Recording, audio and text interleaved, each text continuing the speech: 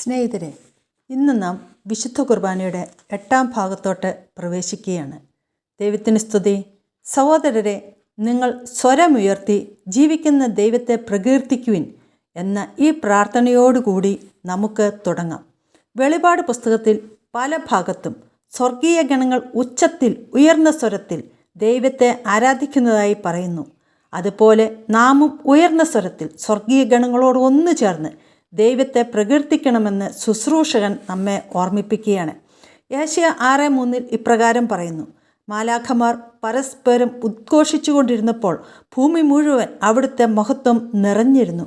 വിശുദ്ധ കുർബാനയുടെ മുഴുവൻ കൃപയും നമ്മിലേക്ക് ഒഴുകുന്ന സമയമാണ് ദൈവസ്തുതിപ്പിൻ്റെ സമയം.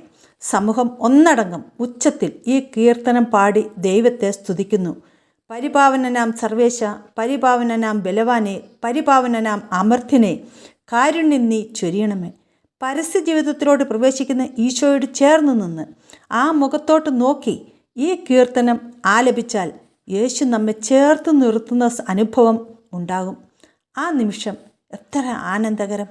കാർമികൻ ചൊല്ലുന്ന ഈ പ്രാർത്ഥനയിലെ ചില ഭാഗങ്ങൾ നമുക്കൊന്ന് ശ്രവിക്കാം.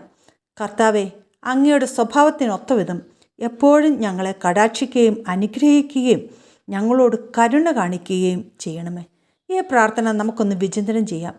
കാരുണ്യവാനും സ്നേഹനിധിയും വാത്സല്യഭാജനവുമായ യേശുവെ, അങ്ങയുടെ ഈ സ്വഭാവത്തിന് അനുസൃതമായി പാപികളായി ഞങ്ങളോട് കരുണ കാണിക്കണമേ, അനുഗ്രഹിക്കണമേ എന്ന് ദൈവജനം യാചിക്കുകയാണ്. ദൈവവചനം കേൾക്കുവാൻ നമ്മെ ഒരുക്കുന്ന സമയമാണിത്. വചനം കേൾക്കുവാൻ താൻ അയോഗ്യനാണെന്ന് മനസ്സിലാക്കുകയും അതിന് ഞങ്ങളെ യോഗ്യരാക്കുകയും ചെയ്യണമേ എന്ന് യേശുവിനോട് യാചിക്കണം. വചനം ഒരു പ്രവൃത്തിയാണ്. ദൈവം വചനത്താൽ ലോകം സൃഷ്ടിച്ചു. വെളിപാട് 1:3 ഇപ്രകാരം പറയുന്നു: ഈ വചനത്തിലെ വാക്കുകൾ വായിക്കുന്നവരും കേൾക്കുന്നവരും ഇതിൽ എഴുതപ്പെട്ടിരിക്കുന്നത് പാലിക്കുന്നവരും അനുഗ്രഹീതർ. നമ്മുടെ ഉള്ളിലുള്ള അശുദ്ധിയെ ഇല്ലാതാക്കി വിശുദ്ധി നിറയ്ക്കുവാൻ വചനത്തിന് കഴിയും. അനുതാപം എന്ന കൃപ വചനത്തിലൂടെ ലഭിക്കുന്നു. ദൈവവചനം ദൈവവിശ്വാസം വർദ്ധിപ്പിക്കുകയും ജീവിതത്തിൽ വിജയം നൽകുകയും ചെയ്യുന്നു. വചന വായനയിലൂടെ ഈശോയെ അത്യധികം സ്നേഹിക്കാനും പാപം ഉപേക്ഷിക്കാനുമുള്ള കൃപ ലഭിക്കുന്നു.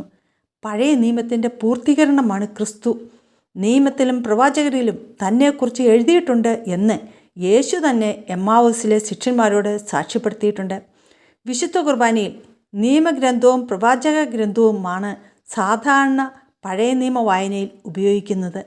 പഴയ നിയമ വായന കഴിഞ്ഞാൽ അമ്പരമനവരഥം ദൈവമഹത്വത്തെ വാഴ്ത്തിപ്പാടുന്നു എന്ന ഈ കീർത്തനം ആലപിക്കുന്നു.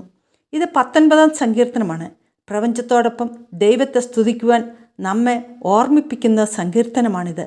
ഇതിനുശേഷം കാർമികൻ ചൊല്ലുന്ന പ്രാർത്ഥന ഇപ്രകാരമാണ്: ഞങ്ങളുടെ കർത്താവായ ദൈവമേ, അങ്ങയുടെ ജീവദായകവും ദൈവികവുമായ കൽപ്പനകളുടെ മധുരസ്വരം ശ്രവിക്കുന്നതിനും ഗ്രഹിക്കുന്നതിനും ഞങ്ങളുടെ ബുദ്ധിയെ പ്രകാശിപ്പിക്കണമേ.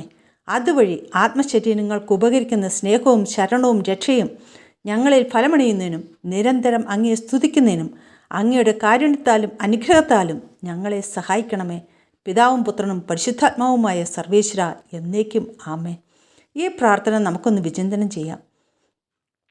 നമ്മുടെ പരിശുദ്ധനായ ദൈവത്തിൻ്റെ ജീവനുള്ള വചനം, ആ മധുരസ്വരം ശ്രവിക്കാനും അതുവഴി ദൈവത്തെ നിരന്തരം സ്തുതിക്കുവാനും ആരാധിക്കുവാനുമുള്ള കൃപ കിട്ടണമേ. കൂടാതെ അവിടുത്തെ സ്നേഹിക്കുവാനും അവിടുന്ന് ശരണം വയ്ക്കുവാനും അവിടുത്തെ രക്ഷ കൈവരിക്കാനുമുള്ള കൃപ ലഭിക്കുവാൻ ദൈവവചനത്തിലൂടെ ഞങ്ങളെ ഒരുക്കണമേ. ഈ പ്രാർത്ഥന നമ്മെ ഒരുക്കുന്നത് ലേഖന വായനയ്ക്ക് വേണ്ടിയാണ്. ലേഖന വായന കഴിയുമ്പോൾ നമുക്ക് ശ്രദ്ധാപൂർവം നിന്ന് പരിശുദ്ധ സുവിശേഷം ശ്രവിക്കാം എന്ന് ശുശ്രൂഷകൻ ദൈവജനത്തെ ഓർമ്മിപ്പിക്കുന്നു. കാർമികൻ ബലിപീഠത്തിൽ നിന്നും സുവിശേഷ ഗ്രന്ഥമെടുത്ത് നെറ്റിവരെ ഉയർത്തിപ്പിടിച്ച് മുഖം മറച്ച് വചനവേദിയിലേക്ക് നടന്നെടുക്കുന്നു. കത്തിച്ച മെഴുകുതിരികളുമായി പുരോഹിതനോടൊപ്പം ശുശ്രൂഷകരും വളരെ ആഘോഷമായിട്ടാണ് ഇവർ വചനവേദിയിലേക്ക് പ്രവേശിക്കുന്നത്. വചനവായന കഴിഞ്ഞ് തിരിച്ച് ബലിപീഠത്തിലേക്ക് പോകുന്നത് വൈദികൻ തനിയെയാണ്. കാരണം പരസ്യ ജീവിതത്തിൽ നിന്നും പീഡാനുഭവത്തിലേക്ക് ഈശോ പ്രവേശിക്കുന്നതിൻ്റെ സൂചനയാണിത്. പുരോഹിതൻ സുവിശേഷം ബലിപീഠത്തിൻ്റെ വലത്തുവശത്താണ് വയ്ക്കുന്നത്. കാരണം ഉത്ഥാനം ചെയ്ത ഈശോ പിതാവായി ദൈവത്തിൻ്റെ വലത്തുഭാഗത്ത് ഉണ്ടെന്നുള്ള ഓർമ്മപ്പെടുത്തലാണ്. സുവിശേഷ ഗ്രന്ഥം കൊണ്ട് മുഖം മറച്ച് കാർമികൻ നമ്മോട് മൗനമായി ഇങ്ങനെ പറയുന്നു: ദൈവജനമേ, നിങ്ങളുടെ മുമ്പിൽ നിന്ന് വചനം വായിക്കുന്നത് ഞാനല്ല. ഇസ്രായേലിലൂടെയും യൂദായിലൂടെയും സഞ്ചരിച്ച് വചനം പഠിപ്പിച്ച ഈശോ ഇതാ ജീവനോടെ നിങ്ങളുടെ മുമ്പിൽ വന്നു നിന്ന് വചനം വായിക്കുന്നു. അന്ന് ആ ജനത്തിന് ആത്മീയവും മാനസികവും ശാരീരികവുമായി സൗഖ്യം നൽകിയ ആ വചനം ഇതാ നിങ്ങളിലേക്ക് നിറയുന്നു. യേശു തന്നെയാണ് വചനത്തിലൂടെ നമ്മോടിപ്പോൾ സംസാരിക്കുന്നത് എന്ന പൂർണ്ണ വിശ്വാസത്തോടെ വേണം ദേവാലയത്തിലായിരിക്കുവാൻ, വചനം ശ്രവിക്കുവാൻ. യേശുവിൻ്റെ നയനങ്ങളിൽ കൂടി വചനത്തെ കാണണം. യേശു തന്നെയാണ് വചനം, ജീവൻ്റെ അപ്പമാണ് വചനം. വിശുദ്ധ ലൂക്ക 24 എമ്മാവോസിലേക്ക് പോയ ശിഷ്യന്മാരെക്കുറിച്ച് പറയുന്നത് ഇപ്രകാരമാണ്: അവർക്ക് ദിവ്യകാരുണ്യത്തിലുള്ള യേശുവിനെ കാണുവാൻ സാധിച്ചത് വചനത്താൽ ജ്വലിച്ചപ്പോഴാണ്. അപ്പോൾ നാമും വചനത്താൽ ജ്വലിച്ചാൽ മാത്രമേ നമുക്ക് അപ്പത്തിൻ്റെ മേശയിൽ നിന്നും മുറിക്കപ്പെടുന്ന ഈശോയെ തിരിച്ചറിയുവാൻ സാധിക്കുകയുള്ളൂ. വിശുദ്ധ കുർബാനയിലെ പ്രാർത്ഥന മുഴുവൻ വചനാധിഷ്ഠിതമാണ്. വിശുദ്ധ കുർബാന അനുഭവമാകാത്തതിൻ്റെ കാരണം വചനത്തെക്കുറിച്ചുള്ള അജ്ഞതയാണ്. യേശു ഇസ്രായേൽ ജനത്തിന് വചനം വായിച്ച് വിശദീകരിച്ചു കൊടുത്തിരുന്നു. അതുകൊണ്ടാണ് വചനവായന കഴിഞ്ഞ് കാർമികൻ വിശദീകരണം തരുന്നത്. വചനപ്രഘോഷണത്തിന് ശേഷം നാം കാറോസസ പ്രാർത്ഥനയിലേക്ക് കടക്കുകയാണ്. കാറോസസയുടെ അർത്ഥം പ്രഘോഷണം എന്നാണ്.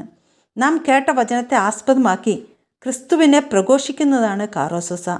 വിശുദ്ധ മത്തായി 9:27 2 അന്ധന്മാർ കരഞ്ഞുകൊണ്ട് ഈശോയുടെ അടുത്ത് വന്ന് ഇപ്രകാരം പ്രാർത്ഥിച്ചതായി നാം കാണുന്നു: ദാവീദിൻ്റെ പുത്ര, ഞങ്ങളിൽ കനിയണമേ. ഈ വചനമാണ് നമ്മുടെ കാറോസസ പ്രാർത്ഥനയുടെ മറുപടിയിൽ ഉൾപ്പെടുത്തിയിരിക്കുന്നത്. ഈ അന്ധരെ പോലെ നമുക്കും ഈ സമയം അവൻ്റെ കരുണയും കൃപയും യാചിക്കാം.